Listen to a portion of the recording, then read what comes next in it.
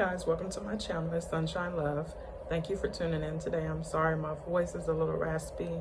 Having some allergies. I just woke up like today is like feeling icky. But thank you for tuning in. Needless to say, I work from home, so I have my favorite blanket that my mommy gave me. This is how I complete my work day. But I wanted to talk to you about something that many people have probably gone through or have had to ask themselves at some point in time in their life. And that is, what do you do when the dynamics of your friendship has changed with your best friend? What do you do when the friendship is gone? So I'm going to give you 8 questions that you will have to ask yourself on how you know that the relationship is gone. So the first thing is, the friendship is constantly one-sided. With any relationship, whether it's romantic, platonic, friendship, it has to be a two-way street. You know, both parties have to feel like they're both equal. And when it gets to a point when one person feels like that they're not equal, then that presents a problem. If you're pouring more energy into the relationship than what you're giving back, and you don't receive that same treatment, and it's not mutual, that's a problem. If your friend only comes around when they need something, when they want something, and you're put in positions where you're always feeling like you have to help them, and they don't return that back, that's a problem, especially when you in turn ask for feedback, or you present a problem and there's a moment of silence, or they're very reluctant to even help you. That's an issue, because within a relationship, I have to feel like we're balanced and we're equal.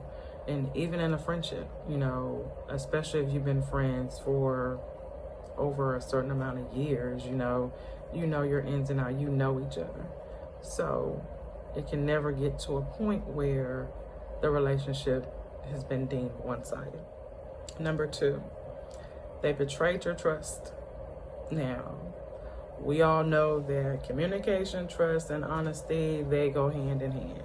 They're the core foundation of any relationship. So if the trust has been impacted where it's been broken, you can't get trust back. You know, it's when you're building a relationship with anyone and you're building that trust and it's there. But once you've done something to hurt that or break that, then, you know, it's hard to get that back. I know for me, you know, it's hard to get trust back. I will always remember what you did. You know, I may be able to forgive you, but in the back of my mind, it will always be there, like, will you do the same things you did to me before? And that's a problem. Number 3 is they can't keep secrets. I can't tell you anything. If we're best friends and what we say is in confidence and it's private, it's supposed to be kept there. And many times we know when we tell our best friends, girl, don't say nothing, this is between me and you. And then in turn, you go back and tell this person, that person, and that person. That's kind of going back to trust. I can't trust you to tell you my most valuable secrets, you know, things that are going on with me, because you're going to go back and say something. And when I told you these things, it was in confidence. When I told you these things, it was to vent and for you to help me mentally and emotionally with the things that I was going through, not for you to utilize that information and in turn go back and tell other people. So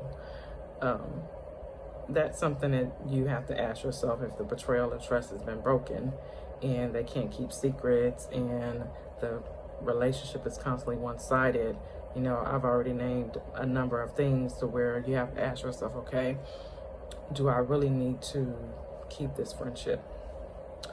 The next one is they are always negative and never optimistic.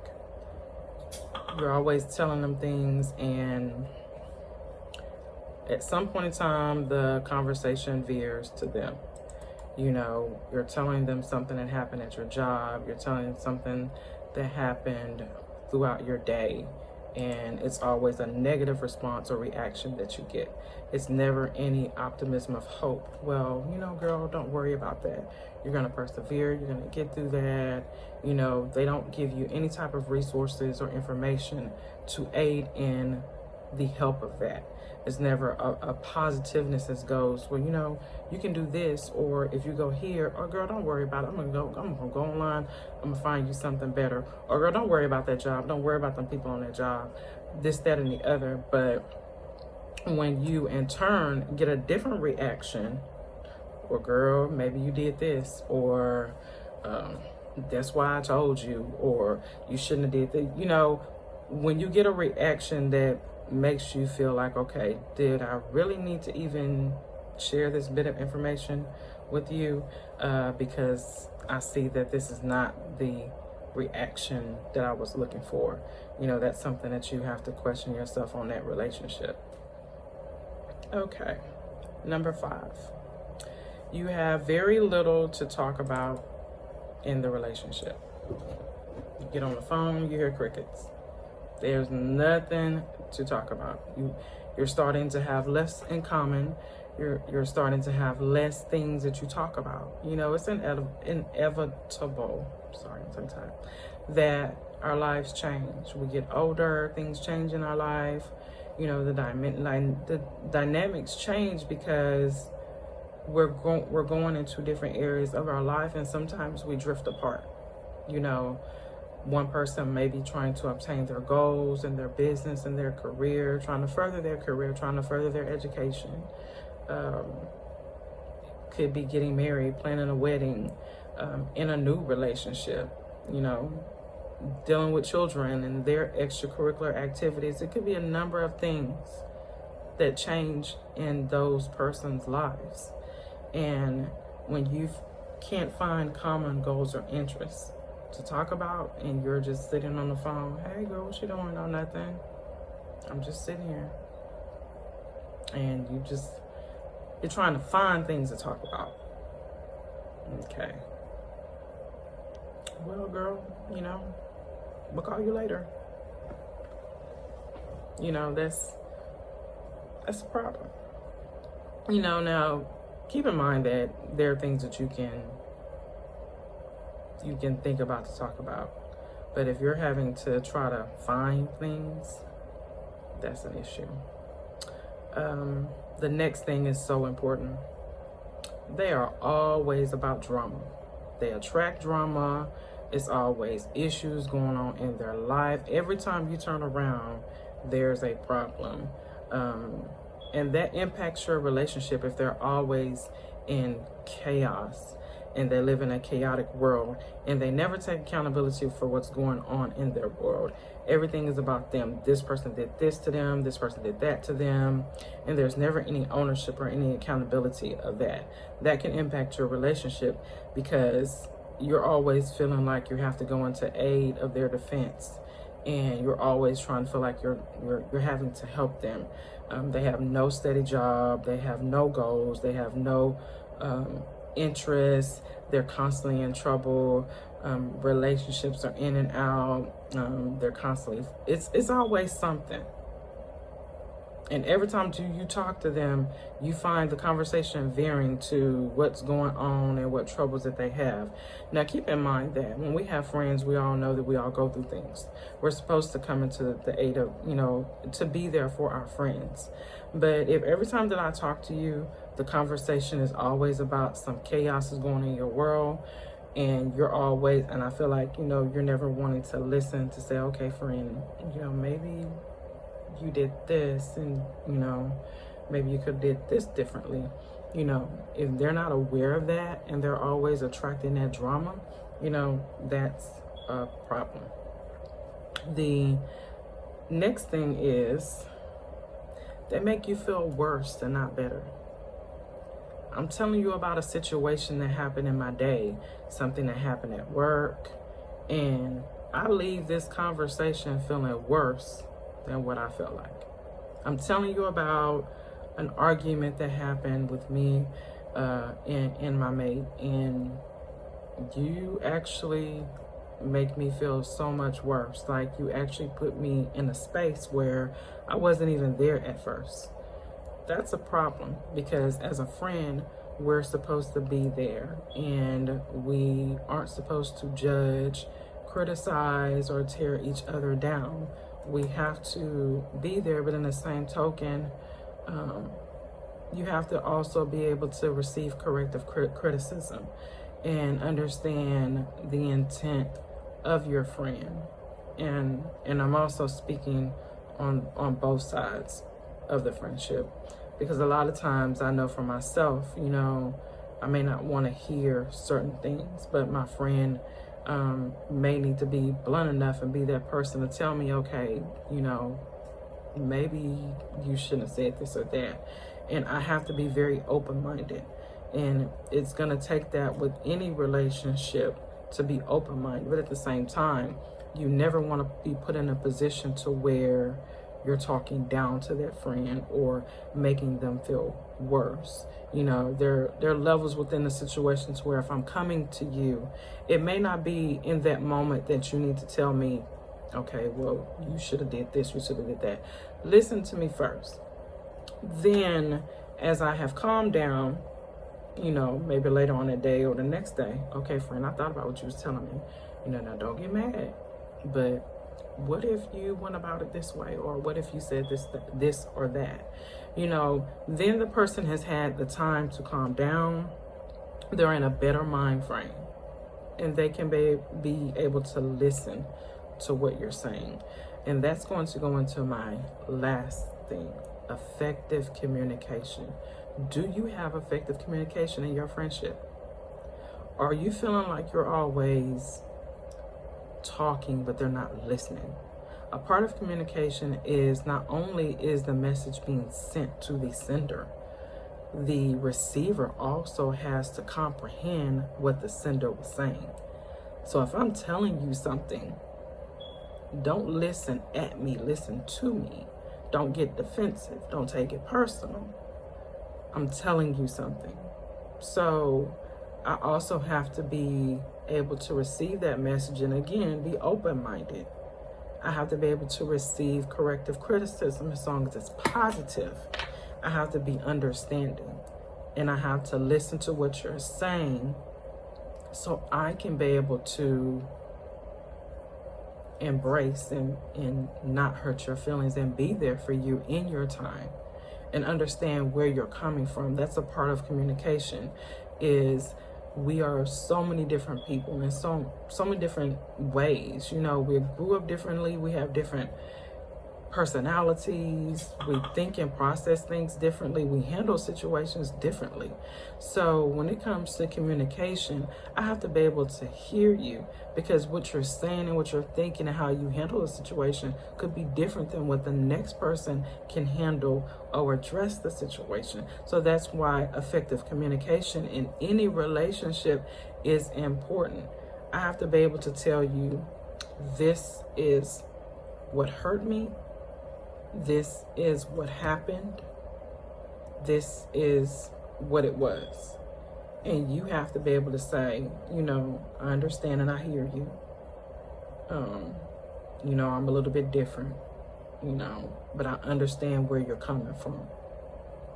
You know, then you have the ability to tell that person, you know, how you feel or how you would have handled that. You know, that person also then has to be open-minded to hear the other party, because that person may tell them something that they didn't even think about.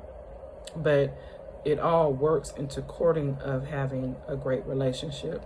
And if you took all of those 8 questions and you realize on each question there's an issue within your friendship, then you have some things that you have to ask yourself. And I think it's pretty evident and it's already there that the relationship may be gone. You could just be holding on to something that you should not be holding on to. You know, there are people that are coming to our lives for seasons, and we make them permanent. And they come to us as lessons, not as hindrance. And we have to know the difference, and we have to also take that into account. And it's hurtful. It is, when you've been friends for so many years and the dynamics has changed, and you have to come to grips to ask yourself, okay, is it gone? Do I need to end this relationship? That's a very hard decision to have to make. And I have a best friend. We've been friends for over 20 years, but the dynamics of our relationship had changed. Not that we wanted them to. It happened involuntarily throughout years. You know, she had things that she was doing with her life, with her business, and her being a minister and things of that nature. So I knew that the dynamics were going to change. It doesn't mean that I don't love her. You know, I still love her, and I want her to persevere, and I want her to thrive in any endeavors that she does. But I understand that things change. She's a mother, and when you're a mother and you have a business and you have so many elements in your life going on, you know, sometimes we allow situations to change that we could have prevented. You know, now could there have been some things that I could have done on my end that could have salvaged the relationship? I could say yes. You know, I'm always a person who likes to take accountability for my actions. And there's always things that I could have said or done differently. You know, it's a part of life. But at the same time, you know, I do understand that we're in both areas of our life, and it's okay. And it's okay to be okay with that, you know.